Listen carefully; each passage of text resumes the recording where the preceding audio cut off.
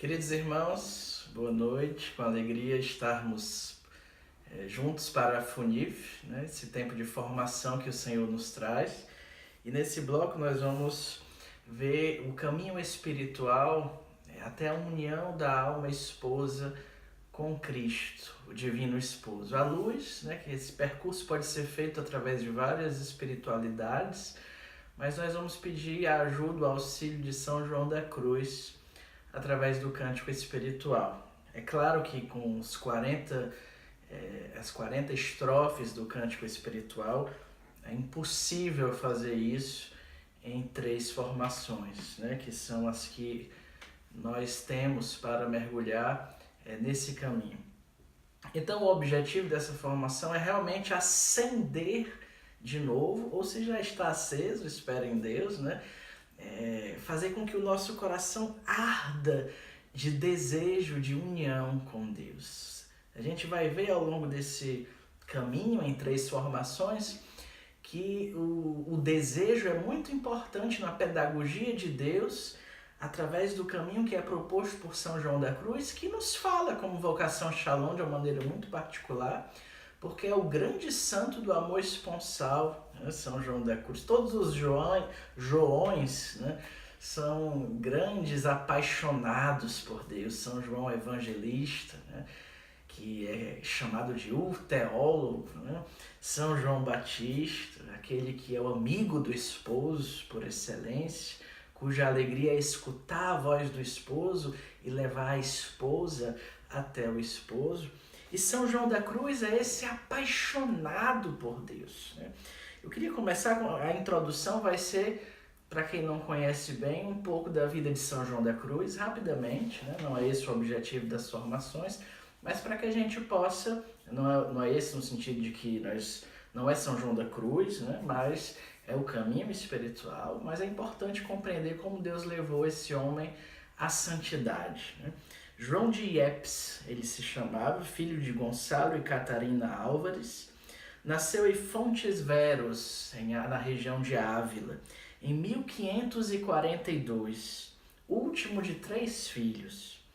Cedo ficou órfão de pai, que faleceu, portanto, na infância de São João da Cruz, né? E viveu a infância em grande pobreza, acompanhando a mãe de cidade em cidade, procurando trabalho. Tentou ocupar-se com trabalhos manuais, mas não tinha dom para isso, era mais a mãe mesmo, né? E conquistou admiração no trabalho com os doentes no hospital de Medina del Campo, onde ele passou esses primeiros anos da sua vida. Como também nos esforços para estudar.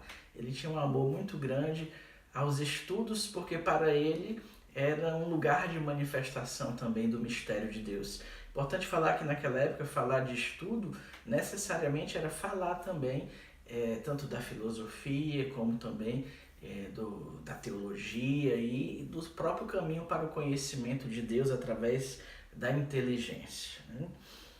Assim, né, por ter se manifestado mesmo um estudante esforçado e muito inteligente, capaz, foi admitido no Colégio da Doutrina dos Jesuítas, tornando-se o melhor aluno daquele estabelecimento. Em 1563, entrou para o Carmelo, para grande surpresa de todos, né? Depois da sua profissão dos votos, em 1564, estudou teologia em Salamanca, que é conhecida, né, a Universidade de Salamanca, né, com grande tradição na Espanha. Ao fim do 3º ano, foi a Medina del Campo celebrar a primeira missa, onde encontrou Santa Teresa de Jesus, né, de Ávila. O encontro se deu no momento em que João aspirava por uma contemplação mais total, pensando em entrar para os cartuchos, né, que eram conhecidos por um silêncio rigoroso e uma vida contemplativa total, né, totalmente voltados para Deus, né? Mas Santa Teresa lhe disse: se quiseres melhorar, prestaria maior serviço a Deus, permanecendo em sua ordem. E aqui é a primeira grande interpelação de Santa Teresa para nós, né? Às vezes nós fazemos sonhos desenvolvemos sonhos de santidade, aonde o caminho da cruz, né, parece não estar muito, apesar de não ter sido esse o caso de São João da Cruz, mas trazendo um pouco para nós, né, a gente idealiza aquele caminho que seria perfeito para nós, né, onde eu teria aquela autoridade que me compreende, onde eu estaria naquela missão, onde eu poderia desenvolver melhor os meus talentos, onde eu poderia ser reconhecido pelo que eu sou, né? São os sentimentos humanos que existem em nós, mas que se nós dermos muita razão a tudo isso, podem ir desposando um caminho que nos faz cair no mundanismo espiritual. E Santa Teresa diz para João, né, jovem ainda, tendo acabado de ter sido ordenado, né, João, se tu queres melhorar, né, se tu queres ser santo, é preciso servir a Deus aonde Ele te colocou. Eu lembro de um filósofo francês, cristão, que está em processo de beatificação, Jacques Maritain, que dizia que o essencial na vida é estar presente ao presente. Então, às vezes a gente sonha, poderíamos estar servindo melhor a Deus se não tivesse essa cruz, se não tivesse essa dificuldade, se não tivesse esse problema de saúde, se o meu responsável local não fosse esse, se o meu formador não fosse esse, ou se eu não estivesse nesse ministério. Tudo é questão de discernimento. Pode ser que seja um momento de mudança na minha vida, na sua vida, mas às vezes a gente nunca está satisfeito, porque o nosso coração não encontra repouso enquanto não repousar naquele para o qual ele foi feito. E porque nós ainda não entendemos isso, achamos que algum tipo de mudança geográfica, de relacionamentos, seja lá o que for, vai fazer toda a diferença na nossa vida. E como formadores comunitários, formadores pessoais, nós precisamos ajudar as pessoas a compreenderem que a mudança nem sempre vai resolver o problema. Às vezes é a hora de Deus. Mas às vezes eu vivo aquela mudança porque eu não suportava aquele sofrimento, aquela cruz, em nome da vontade de Deus, como os nossos escritos nós dizemos que às vezes chamamos as nossas paixões, os nossos desejos de vontade de Deus, nós canonizamos as nossas tendências interiores e as chamamos de inspirações, e de uma maneira muito unilateral, e nós precisamos ajudar os irmãos, a começar de mim, quebra-corações, como dizia aquela música antiga, né? Começar de nós mesmos a aprender a discernir a nossa vida, não sozinhos, mas contando uns com os outros. João, ele mudou totalmente o direcionamento da vida dele. Ele tinha rezado, ele tinha se penitenciado, ele com certeza dizia que era aquilo que Deus queria para ele e para os cartuchos, né? Mas aparece aquela mulher de Deus, e naquela época a mulher não tinha muita voz, então você imagina que foi necessário uma dose de humildade maior ainda para João, né? E ele percebeu naquela voz o caminho pelo qual Deus queria levá-lo, né? Ele colocou só uma condição: olha, se realmente for de Deus, que esse negócio não demore muito tempo, né? E realmente, pouco tempo depois, ele pôde fundar, no dia 2... Então, peraí, só um minutinho para não me trocar nas datas, né? Em 28 de novembro de 1568, João da Cruz iniciou em Duruélio a reforma do Carmelo masculino. Os primeiros anos da reforma foram de intensa oração e apostolado entre a população pobre das aldeias vizinhas. Mas quando você vai ler o relato que Santa Teresa faz da vida de João da Cruz e do padre Antônio, né, que não é o Antônio Furtado, mas o padre Antônio que fundou com ele a reforma masculina, então você vai ver que era marcada por uma extrema pobreza e por isso mesmo por uma profunda alegria. Todo o movimento de renovação espiritual na igreja sempre foi marcado pela pobreza. Às vezes de uma maneira mais visível a pobreza material, às vezes de uma maneira mais visível a pobreza interior. Mas sempre há a marca da pobreza. A pobreza é o selo da novidade de Deus. Então a gente não pode olhar com horror quando Deus vai nos empobrecendo. Nós também precisamos ajudar nossos formandos a não considerar a cruz como uma maldição e a acolher as nossas próprias fragilidades. É impressionante a gente ver, às vezes, uns nos outros, né? Quanto mais a gente tem dificuldade de acolher as nossas próprias fragilidades, isso é um sinal muito forte de que nós temos muita dificuldade de acolher as fraquezas dos outros. Quanto mais eu resisto diante da minha verdade, que é, em primeiro lugar, a minha extrema pobreza, se Deus não for o meu tudo, mais eu vou resistir a acolher a verdade de Deus para o meu ser, que é me enriquecer com a pobreza de Cristo. E a pobreza de Cristo na vida terrestre de Jesus é que ele não se apegou à sua condição divina, mas despojou-se de si mesmo até ser aniquilado sobre a cruz. Então, nossa vida também é uma vida de aniquilamento. Deus nos chama a um caminho de kenosis, que é um aniquilamento, e nós precisamos nos ajudar mutuamente a não nos escandalizarmos com a cruz. São Tomás de Aquino vai dizer que a maior parte dos cristãos ainda vivem como se estivessem no Antigo Testamento. Por quê? Porque acham que é só viver um certo número de costumes ou de leis que prova que eu estou bem. Quando Jesus veio mudar o nosso coração, ele veio responder à oração de Davi no Salmo 50, que não suportava mais todo aquele seu pecado e que gritou a Deus dizendo: criai em mim um coração que seja puro. Em outras palavras, Senhor, eu não presto para nada. Então Davi não se conformava mais em ter apenas o seu comportamento mudado, mas ele suplicou a Deus que o ser dele fosse mudado.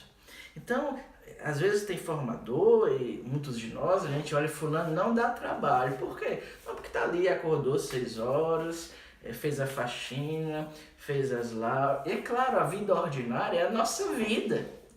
Mas a gente tem que compreender e saber ter esse olhar para distinguir aonde é que a vida visível, as ações daquele irmão, são transbordar do seu ser ou se é apenas comportamento.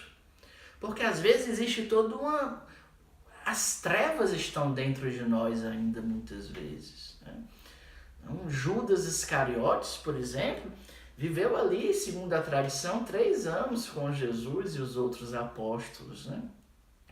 E Jesus era o formador comunitário deles. Né? Jesus por várias vezes tentou alertar Judas diante daquele caminho, né? E uma das dificuldades de Judas era justamente o apego ao dinheiro. Ele era o econômico do grupo, né? Não quer dizer que agora, né, todo econômico é Judas, às vezes é o responsável local, às vezes é o formador, às vezes é um irmão da casa, né? Espero em Deus que não haja ninguém, como São João Paulo II disse, quando acolheu o pedido de beatificação dos 7 bispos da Romênia, na época do comunismo. Ele disse que Jesus teve um Judas, a igreja da Romênia não teve nenhum Judas, todos foram fiéis até o fim. Então que todos nós sejamos fiéis até o fim. Então Judas, a dificuldade dele era a pobreza justamente, e também não entender o caminho de aniquilamento que Jesus estava tomando para salvar o mundo. Nós às vezes não entendemos mesmo, mas uma coisa que precisa entrar no nosso coração é que a cruz não é maldição. Nós não estamos mais no Antigo Testamento. No Antigo Testamento dizia: maldito aquele que pende sobre o madeiro. Mas Jesus diz: feliz és tu, hoje mesmo estarás comigo no paraíso, para o ladrão que foi crucificado com ele. Então, às vezes, irmãos, nós, quando começamos a sofrer, parece que é a nossa vida pessoal e que tem algum corpo estranho que está atrapalhando a nossa vivência, né? E nós não temos paciência nem conosco mesmo, nem com os nossos irmãos. Bora, levanta, bora, vamos viver, e vamos até o fim, e vamos lá. E às vezes nós esquecemos que, meu Deus, Jesus caiu 3 vezes, também segundo a tradição, no caminho para o Calvário, né? Essas quedas de Jesus, que não foram pecados, claro, mas simbolizam que ele tinha realmente desposado os limites da natureza humana. Então, às vezes nós rejeitamos a nossa própria humanidade. Quando Deus se encarnou e se fez homem, nós queremos nos tornar anjos. E no nosso discurso não, mas pela nossa falta de paciência, pela nossa falta de atenção e de cuidado uns para com os outros, né? Fundador da Arca, comunidade que acolhe em seu seio irmãos com vários tipos de deficiência mental, né? O fundador Jean Vanier, ele dizia que nós conhecemos a qualidade da vida espiritual de uma comunidade pela sua qualidade no acolhimento. Então, como está o nosso acolhimento? Foi longe agora, né? Estava falando de São João da Cruz com Santa Teresa e fui longe. Mas eu vou terminar aqui a introdução da vida dele para a gente poder partilhar um pouquinho, né? Então, João, logo nos primeiros anos da Reforma, foram de intensa oração, apostolado, de pobreza, e teve que assumir logo o cargo de mestre de noviços, função que ocupou até 1572.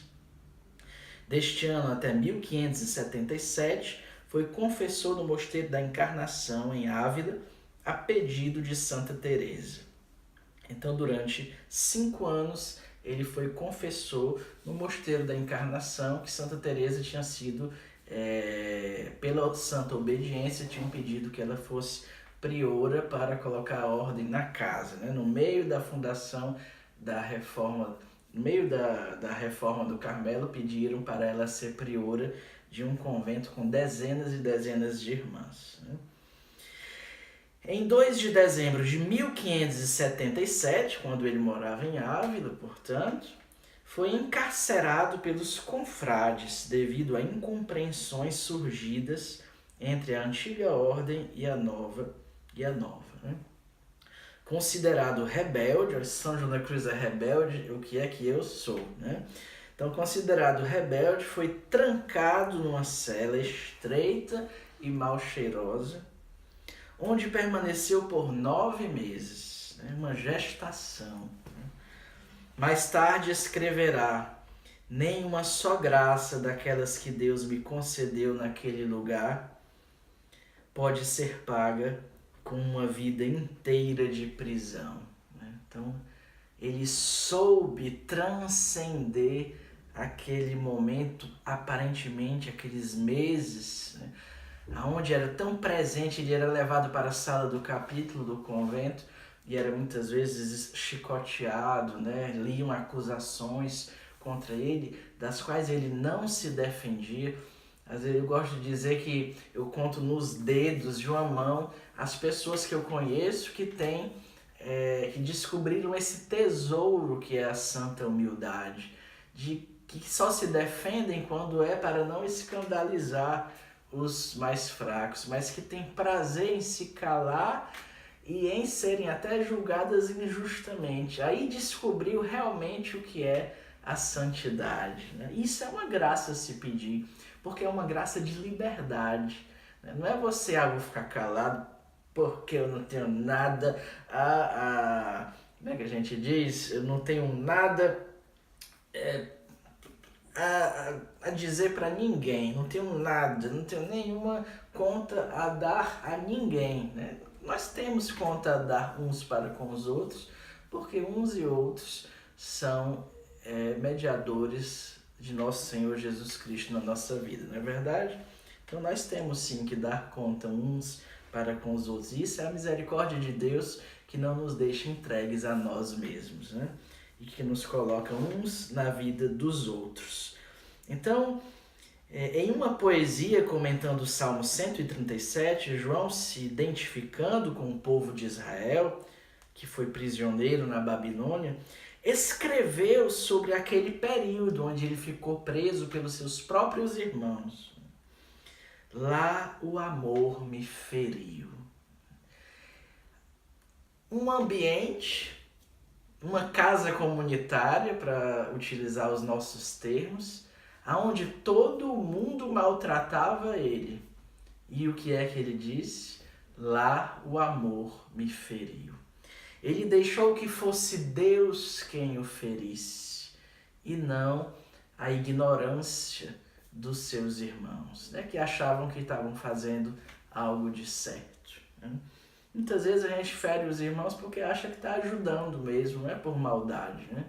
Mas se nós compreendermos que tudo vem pelas mãos de Deus para gerar em nós o nosso homem novo e nos dar o céu, e que o mundo foi salvo pelo maior erro que já foi cometido na face da terra, que foi crucificar Jesus como um injusto, como um impostor, então nós entenderemos que até a mão que nos bate nos dá o nosso céu. Se dizia de São Francisco de Sales que se você quisesse receber muita intercessão dele, você o maltratasse, porque as pessoas pelas quais ele rezava mais eram aquelas que mais o afligiam. Né? Então, qual é a nossa postura? Será que nós ensinamos os nossos irmãos de casa a serem virtuosos, a viverem o evangelho quando eles não se entendem com alguém? Ou a gente está logo tomando partido? Fulano não. Será que eu gero partidos na minha casa comunitária? Tem os que gostam de fulano e os que detestam? Os que estão a favor desse ou daquele? Ou será que eu quero a verdade do evangelho que me pede para amar até os meus inimigos? Quanto mais os meus irmãos, por mais antipáticos que sejam, ou por mais que tenham me ferido. Isso é muito sério. Às vezes nós somos impostores. Às vezes nós vivemos uma impostura. Quando nós pregamos, isso eu falo, os ouvidos mais próximos da minha boca são os meus, né? Então, às vezes nós pregamos uma coisa e estamos num tal grau de cegueira espiritual que nós somos capazes de nos maltratar uns aos outros, quando deveríamos, como São João da Cruz, nos deixar ferir por Deus, que pode gerar uma alta santidade se nós soubermos nos aproveitar dos momentos inconvenientes e desagradáveis de uma vivência fraterna, porque somos todos pecadores, então são momentos que vão sempre existir. Depois que saiu da prisão, ele retoma o seu trabalho de mistagogo, né, porque ele tinha essa missão de mergulhar os irmãos no mistério do amor esponsal, da união com Deus, e superior da nova família carmelitana. E em Granada escreveu os 4 grandes comentários às suas poesias, de 1582 a 1588. Subida ao Monte Carmelo, Noite Escura, o Cântico Espiritual e a Chama Viva de Amor. Acredito que todo homem que quer ser santo deve ler pelo menos esses 4 comentários uma vez na sua vida, rezando. Né?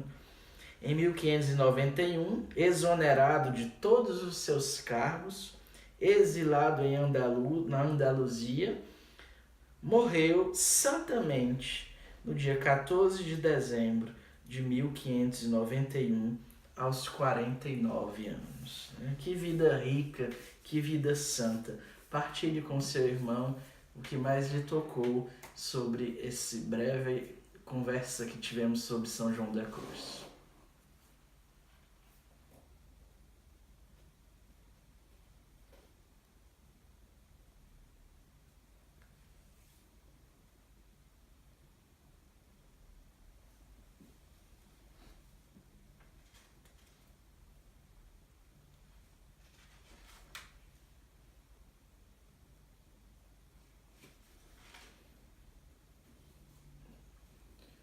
Amém? Então, vamos retomar, né? Antes de ir para o nosso tema mesmo, que fala da tomada de consciência da nossa própria vocação, à santidade, ao carisma, né? Como nós vamos basear um pouco as formações sobre um desses quatro poemas, comentários dos poemas, que é exatamente o cântico espiritual. Então, rapidamente, né? Um comentário sobre a estrutura do cântico espiritual de São João da Cruz, né? Então, o cântico ele é composto de 40 estrofes, né? Ele vai comentando estrofe por estrofe, com muita clareza, citando passagens bíblicas, né? Através do símbolo do matrimônio espiritual, ele descreve todo o caminho do homem, da conversão à união plena com Deus, passando através das purificações e da comunhão esponsal com a humanidade de Cristo.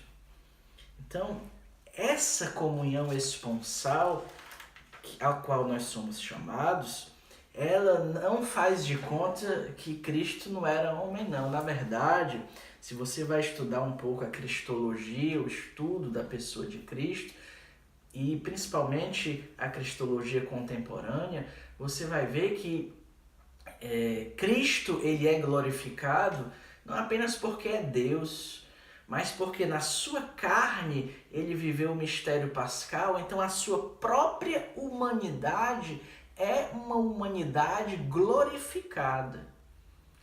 O homem não foi para o céu simplesmente porque o Verbo ressuscitou, porque na verdade não é difícil acreditar que Deus está vivo, é inacreditável achar que ele possa ter morrido, né? Então Deus, quando assumiu a natureza humana, ele a assumiu como ela estava, com seus limites e na condição de mortalidade. Então o Verbo de Deus, a palavra viva de Deus, o Filho de Deus, tomou sobre si a nossa natureza humana que é capaz de morrer. Isso quer dizer que ele tomou sobre si as consequências do pecado, porque o salário do pecado é a morte. Então Cristo, ele tomou sobre si a nossa humanidade e o salário do pecado que nós cometemos, né? Por quê? Para gerar uma humanidade nova. Com a ressurreição, a nossa humanidade é recriada nele. Então a nossa comunhão esponsal é uma comunhão também com a humanidade glorificada de Cristo. Então é muito importante nós não renegarmos o nosso ser humano mesmo, né? Isso não quer dizer que isso vai me dar direito a pintar e bordar, né? Isso quer dizer simplesmente que eu vou poder assumir toda a minha miséria diante de Deus, porque quando eu me acuso, Deus me justifica. Mas quando eu me justifico, Deus permite que eu seja acusado, né? Então, se eu não quiser ser acusado, eu preciso me acusar. Deus resiste aos soberbos, mas dá sua graça aos humildes. Assumir a minha miséria. Então, nós precisamos nos ajudar mutuamente, ajudar nossos formandos a não terem medo de assumir suas misérias na formação pessoal. Não achar que o caminho de formação pessoal é um caminho apenas de como é que está a sua vida. Eu estou indo para a célula, eu rezo meu texto ali, digamos, uns 4, 5 vezes por semana, né? Eu estou ali, vou para a missa, a não ser quando não dá. Isto é, a minha vida Eu tô dizendo que a minha vida são ações, né? E aí tem gente que diz assim, eu vou me confessar porque eu ainda não me confessei nesse mês. Eu pensei que a gente ia se confessar porque tinha pecado, né? A gente vai se confessar porque não se confessou esse mês, né? Então é um nível de superficialidade, assim, inacreditável nas nossas formações pessoais. Aí de repente a pessoa entra em crise de uma hora para outra e como nunca se acostumou a partilhar das suas entranhas, ela decide tudo sozinho. Aí já chega para o formador comunitário dizendo assim, eu quero entrar em processo de discernimento, mas na cabeça da pessoa já está tudo resolvido. É só um comportamento para sair com a bênção da comunidade, né? Que é tão misericordiosa que abençoa. Mas será que é assim mesmo? Será que a gente não evitaria muita crise permitindo e encorajando os irmãos a serem eles mesmos? Agora, o problema também é que nós nos escandalizamos e somos indiscretos diante da fraqueza do outro, né? A pessoa chega para mim e diz, eu não estou conseguindo rezar. Você não está conseguindo rezar? Um consagrado não está conseguindo rezar. E a gente moraliza logo a formação pessoal, né? Meu irmão, como é que eu posso lhe ajudar? Vamos tentar junto descobrir por que é que você não está conseguindo rezar, né? Vamos lá sentar, né? Eu fui formador comunitário na época de uma pessoa que não estava conseguindo rezar e Deus me inspirou de sentar com ela durante alguns dias e fazer a Léxio Divina com ela, né? Claro que isso me fez sair de mim, né? Mas aquilo dali a pessoa foi ganhando os automatismos necessários, né, para conseguir viver bem a sua Léxio Divina. Então a gente moraliza logo, né? Por que você faltou à sua vigília, né? Em vez de nós estamos diante de uma pessoa, meu irmão, o que foi que aconteceu, né? Você está precisando de alguma coisa? Eu percebi, você fez falta, né? É uma pessoa que não esteve, então me fez falta. Isso vai gerando um clima de confiança e de humanidade mesmo, de humanidade. Eu posso contar a minha miséria. Às vezes os nossos formandos não descem mais profundamente nas formações pessoais, porque se eu contar, ele vai se escandalizar mesmo. Então, é o que acontece, vai se gerando uma vida dupla dentro da comunidade. Às vezes até autoridades que diante dos homens são uma coisa e diante de Deus, às vezes nem sabem que estão mais diante de Deus, vivem uma vida nas sombras, né? Com aqueles seus hábitos que vão se transformando em pecados, que vão se transformando em vícios e que vai tornando a pessoa insensível à presença de Deus, insensível à graça de Deus, né? E de repente a pessoa explode e todo mundo fica surpreso, né? E o filósofo francês Blaise Pascal, ele dizia que muitas vezes nós gastamos uma energia enorme para agirmos segundo o que nós pensamos que as pessoas pensam de nós. Então eu acho que as pessoas têm de mim essa imagem aqui. Aí eu gasto aquela energia, né, para corresponder àquela imagem que eu acho que o meu formador tem de mim, que eu acho que os meus irmãos têm de mim. É de repente quando eu começo a transparecer muito as minhas pobrezas, as minhas fraquezas, não, eu tenho que ser transferido, não, eu tenho que mudar de célula, não, eu tenho que, porque aqui eu não sou acolhido como eu sou. Às vezes sou eu mesmo que não estou mais me acolhendo, ou às vezes o personagem que eu encarnava foi desmascarado, e bendito seja Deus. E como é bom você escutar de um formador, meu irmão, eu conheço você, eu sei que você é muito mais do que essa fraqueza. Vamos juntos, vamos lutar, né? Não tenha medo, não tenha medo. Irmãos, nós precisamos viver uma conversão à verdade. Mas a verdade que não é vivida na caridade não passa de uma mentira diabólica. Deus nunca joga na nossa cara a nossa verdade sem antes nos assegurar de que Ele nos ama a ponto de dar a sua vida por nós. Como é que eu vou dizer a verdade a um irmão se eu estou ali matando na unha aquela pessoa, né? Ou se eu ainda não me reconciliei com aquela pessoa? A gente pode até ter movimentos de impaciência, a gente tem mesmo, às vezes briga uns com os outros, mas viver a reconciliação na verdade, não ficar juntando aquela poluição interior e de repente explode quando a pessoa faz uma coisa de errado. Ninguém vai partilhar as profundezas do seu coração assim. Então, voltando para o cântico espiritual.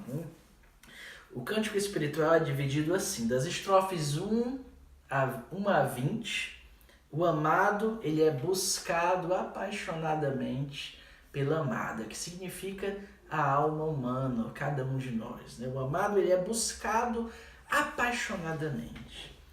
Das estrofes 13 a 21, existe esse movimento em que a alma, 13 a 21, a alma continua buscando o amado, mas ele é encontrado.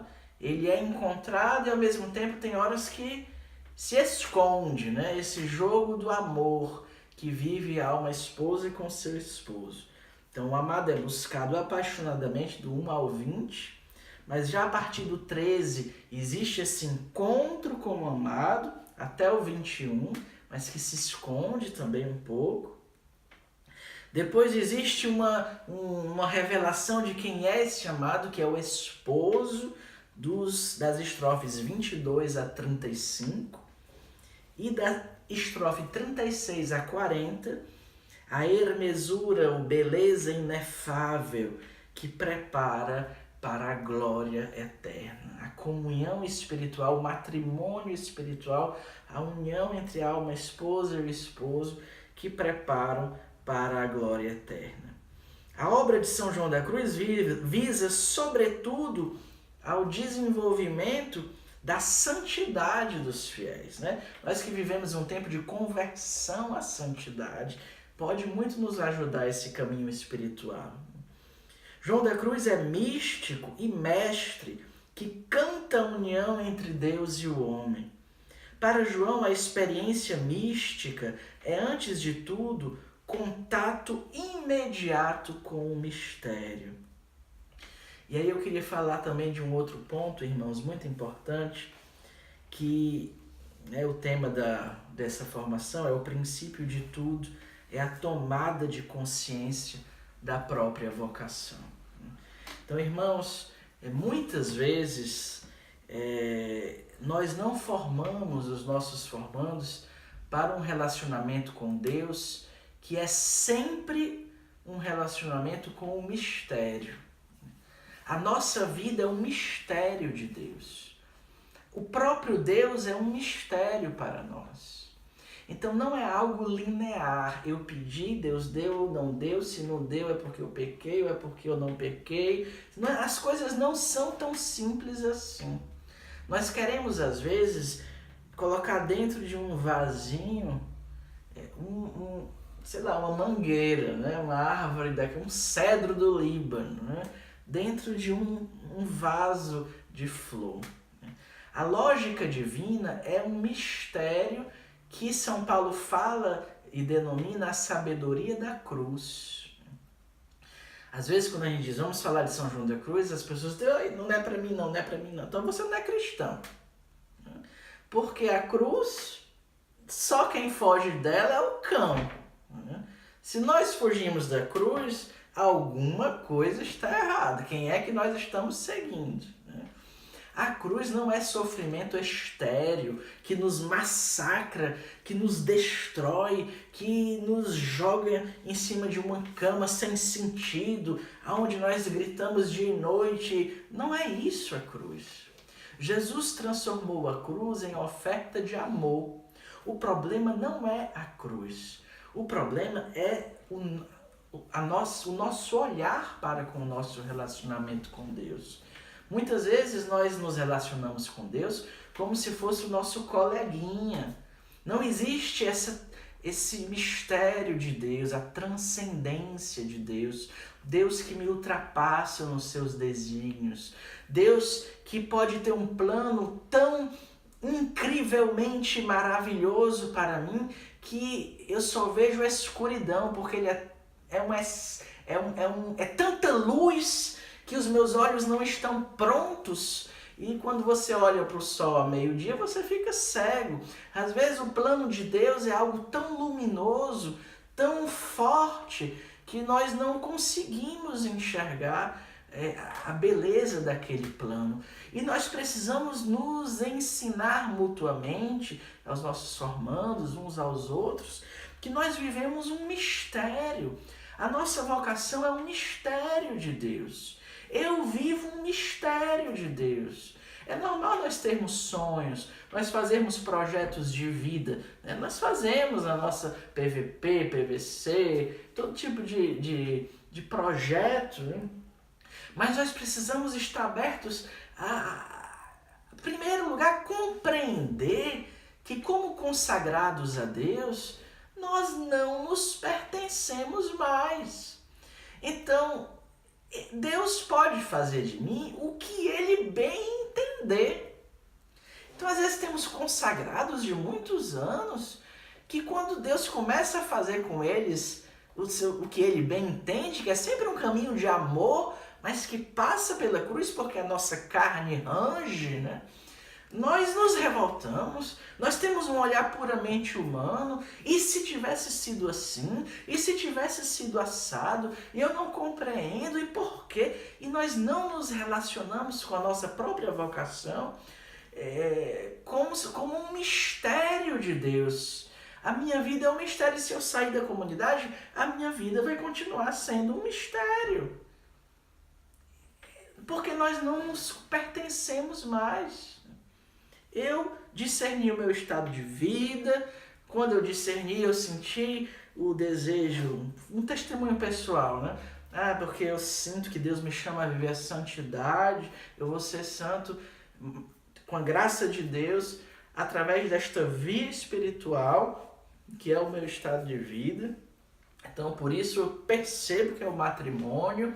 E aí eu casei pensando em ter filhos, pensando em ter netos, né? Pensando em ter uma família numerosa, ou então irmos ali para rodar o mundo todo em família, evangelizando. A gente faz aqueles planos que são planos assim, espirituais, no sentido de que não são planos errados, né? São os planos normais. Aí de repente, com 11 meses de casado, a minha esposa linda cai doente. Descobrimos do dia para a noite que ela está com um tumor na cabeça, que teve uma hemorragia cerebral, vai se operar de última hora. Vocês imaginam, 24 horas antes, tudo estava normal. Eu vim andando com ela da casa comunitária até aqui. No dia seguinte, a nossa vida virou de cabeça para baixo. E, de repente, não sei mais se teremos filhos um dia, biológicos, porque espirituais temos muitos, graças a Deus, né? Não sei mais como vai ser, quantos anos de casado vamos ter. Rezamos pela sua cura, mas não sabemos quais são os desígnios de Deus. Ele pode fazer o que Ele quiser de nós, né? E aí, as pessoas chegam pra gente às vezes e dizem assim: Deus vai curar você, a Luciane, porque vocês merecem. Aí assim, eu vejo isso como uma expressão de amor, mas quer dizer que sofre quem merece sofrer e é curado quem merece ser curado? Que mentalidade é essa? Às vezes a gente conta uma pessoa, você merece. Se a Luciane for curada, eu espero em Deus, com certeza não vai ser porque a gente merece. mas porque estará nos desígnios de Deus que nós possamos dar testemunho em todo lugar dessa obra que nós vivemos, né? Mas Deus não age porque eu mereço ou deixo de merecer. Deus age porque Ele é amor. Deus age porque Ele ama se dar. Deus age porque Ele é generoso, quer eu mereça ou não. Deus cura e liberta porque Ele é bom, quer eu mereça ou não, porque Ele faz nascer o sol sobre os bons e os maus e faz chover sobre os justos e os injustos, né? Isso é o Evangelho. Mas como é que nós temos formado os nossos irmãos? Quando acontece um sofrimento, a gente olha como uma maldição? Será que nós nos ajudamos a perceber que existe um desígnio de salvação através daquela permissão de Deus que nós não esperávamos? Nós temos a coragem de dizer isso? Eu converso com a Luciane sempre e nós conversamos sobre a possibilidade da ida dela para o céu, ainda jovem, né? Conversamos sobre a morte, né? Conversamos sobre a possibilidade da cura, conversamos sobre todos os assuntos, não existe tabu. E eu sei que hoje, eu, como esposo, eu preciso ter a graça de saber prepará-la para a cura, como para a cura definitiva, que é o céu, né? Que é a cura do pecado, que ninguém peca mais no céu, né? Então, eu preciso conduzi-la por um caminho de mistério e dizer para ela, como eu digo muitas vezes, amor, se Deus não curar você, não é porque Ele não escutou a oração das pessoas, mas é porque Ele escutou tanto que Ele quis te dar logo a vida que nunca acaba, né? Que não é o aleluia, né? A festa que nunca acaba, mas a vida que nunca acaba, que é o céu, né? Ela diz, eu amo tanto a vida, eu quero viver. E aí eu digo, amor, é verdade, é verdade. E saiba que se Deus te levar, você não vai se decepcionar quando você estiver na presença dele. Você vai ter todo esse anseio pela vida saciado na presença dele. Então, irmãos, educar para o mistério não é você fazer a pessoa acreditar que vai tudo sair do jeito que ela sempre quis. Mas é procurar pedir a graça de Deus e a sabedoria. Também não é jogar na cara da pessoa uma verdade para a qual ela não está, às vezes, preparada. Mas é ir acompanhando, ir ajudando o irmão a perceber por onde Deus está levando, ajudá-lo a perceber por ele mesmo, muitas vezes, que é ainda melhor quando a pessoa percebe por ela mesma, né? Partilhe com a pessoa que está do seu lado sobre como você tem vivido essa sua missão de mistagou, né? De aquela pessoa que ajuda o outro a mergulhar nos mistérios de Deus. Vamos lá partilhar.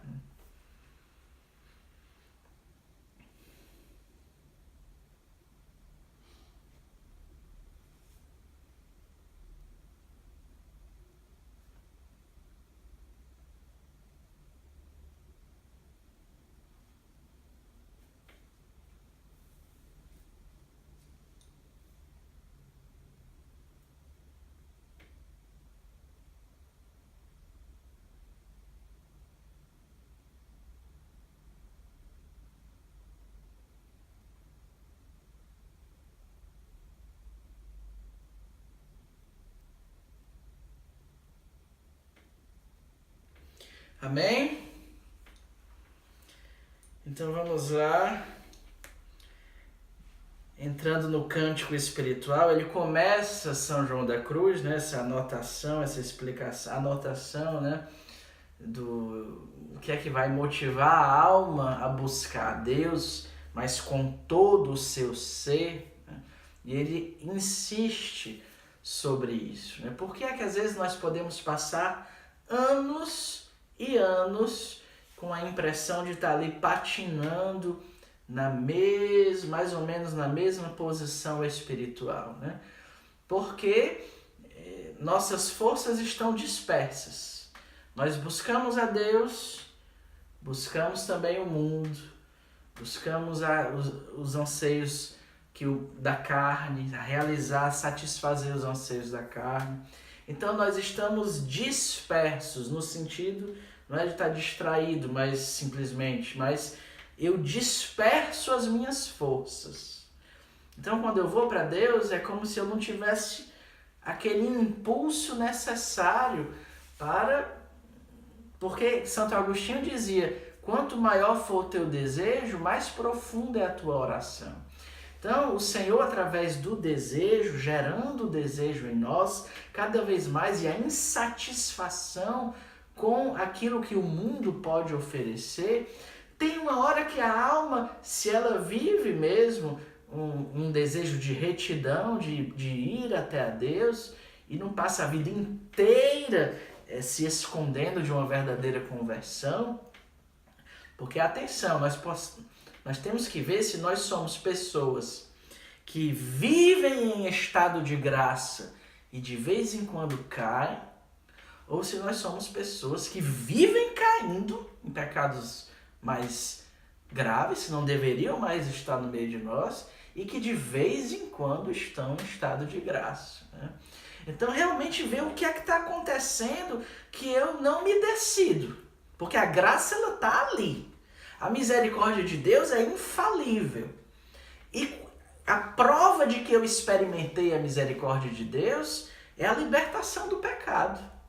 Porque quando Deus me visita com a sua misericórdia, gera em mim uma dor tão grande que a dor de cometer o pecado se torna maior do que o prazer que o pecado me dá. Então nós precisamos suplicar uma experiência verdadeira com a misericórdia de Deus. Não uma ilusão. Eu pequei, mas eu vou me confessar. A confissão não é um interruptor que você aperta e está tudo bem. A teologia sacramentária vai dizer que um dos requisitos para você ser perdoado dos seus pecados é o arrependimento. Então, se for só para bater ponto, meu irmão, é questionável se nós realmente fomos perdoados dos nossos pecados. Então, suplicar, Senhor, não permita que eu morra sem ter vivido um verdadeiro arrependimento dos meus pecados. Senhor, não permita que esse dia termine sem eu ter vivido um verdadeiro arrependimento dos meus pecados. Santa Teresa teve a conversão à santidade dela dessa maneira. Ela estava andando, depois de ter voltado à vida de oração, né, ter dado já vários passos de retorno à radicalidade, ela estava andando no corredor do convento e viu uma imagem do Cristo flagelado. Quando você vai à Ávila, a imagem é bem pequenininha, né? A gente fica às vezes imaginando uma coisa imensa, mas ela é bem pequenininha a imagem. E ela, quando viu aquela imagem, o coração dela já tinha lutado tanto para se abrir a Deus, que é como se a represa arrebentasse. O coração se rasgou na presença de Deus e ela se jogou no chão, e chorava e dizia: Senhor, não permitas mais, não permitas que eu me levante daqui sem ter tomado uma decisão de não te ofender mais tanto. E ali Deus pegou o coração dela para a radicalidade. Então, irmãos, a mística não é estar com os pés nas nuvens, é ter os pés na realidade. Eu realmente resisto até o sangue na luta contra o meu pecado, como diz a carta aos Hebreus. Eu acredito na graça de Deus. Às vezes nós não nos convertemos à santidade ainda por falta de fé. Porque se tivéssemos fé do tamanho de um grão de mostarda, diríamos a essa montanha que transporta-te daqui e vai para ali.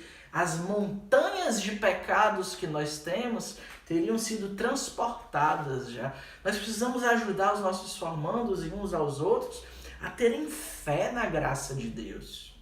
Porque às vezes a nossa própria experiência de fracasso na luta contra o pecado se torna um absoluto na nossa vida. Então eu nem acredito, não me confessei, eu ganhar uns diazinhos ali de estado de graça. Né? Meu Deus do céu, é santidade, é o anseio. Então São João da Cruz ele vai bater muito nesse ponto de que a alma que realmente anseia encontrar o amado. Né? E é muito bonito nessa anotação inicial como ele narra esse momento. Ele vai dizer assim, antes da primeira estrofe, né? A alma cai em conta do que está obrigada a fazer. Vê como a vida é breve e quão estreita é a senda da vida eterna. Considera que as coisas do mundo são vãs e ilusórias. É aquele momento que você tem essa experiência, realmente o mundo é só enganação. Pois tudo se acaba como a água corrente. Conhece, por outra parte, a sua enorme dívida para com Deus, o serviço de toda a sua vida, em ter sido remida por Ele e na necessidade de corresponder ao seu amor, livre e voluntariamente. Compreende agora como grande parte de sua vida transcorreu em vão. Não obstante a razão e conta que terá de dar a respeito de tudo, quando Deus vier esquadrinhar Jerusalém com tochas acesas, e que já é tarde, e talvez chegado o último dia. A alma se dá conta de que talvez hoje seja o último dia dela, e que ela não respondeu ao amor de Deus, mas que ela ama Deus. Ela sabe que ama Deus, mas não respondeu a esse amor ainda. Então ela se apavora, digamos assim. Não por falta de confiança em Deus, mas por ter sido tão negligente. E assim a alma, sobretudo, por sentir a Deus muito afastado e escondido. Porque é muito fácil a gente dizer, eu estou numa noite escura. Às vezes é uma noite de mediocridade, não tem nada de noite escura. Eu não estou sentindo a Deus porque não há espaço para Deus se manifestar na minha vida.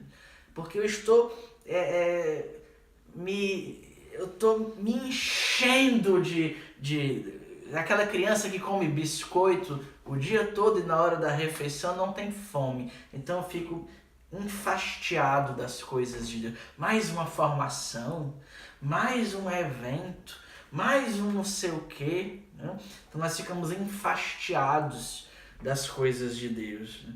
E aí sentimos a distância de Deus. Mas tem um dia, graças a Deus, e tomara que esse dia chegue, que a alma sente que Deus está muito afastado e escondido, em razão de ter ela querido esquecer-se tanto dele no meio das criaturas. Tocada agora de pavor e de íntima dor no coração, à vista de tanta perdição e perigo, renuncia a todas as coisas. E aí a alma diz um basta. E aí nós dizemos um basta. Eu quero a Deus. Não quero mais perder tempo. Diga comigo, meu irmão. Não quero mais perder tempo. Eu quero a Deus. Eu quero me unir a Deus. Basta com esta vida vergonhosa de pecado e de mediocridade e de desculpa esfarrapada que eu dou para não viver a minha vocação. A alma renuncia a todas as coisas. E sem demorar mais nem um dia, nem uma hora, com ânsia e gemido a brotar-lhe do coração, já ferido pelo amor de Deus, começa a invocar seu amado e diz: onde é que te escondeste, amado, e me deixaste com gemido? E aí na próxima formação nós vamos ver onde é que o amado está, tá certo? Espero que nós possamos fazer uma boa confissão até lá, se for possível, porque isso vai nos ajudar a descobrir aonde estás, ó meu amado. Louvado seja nosso Senhor Jesus Cristo, para sempre seja louvado. Shalom.